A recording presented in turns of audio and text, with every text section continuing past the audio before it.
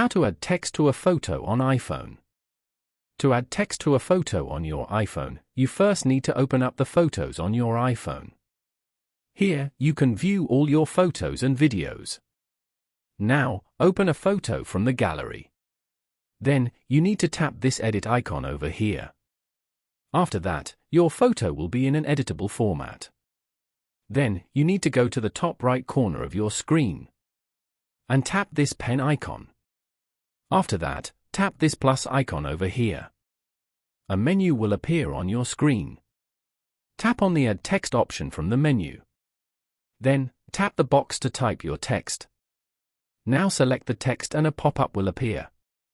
Tap on the alphabetical icon and you will see many features to modify your texts. You can make it bold.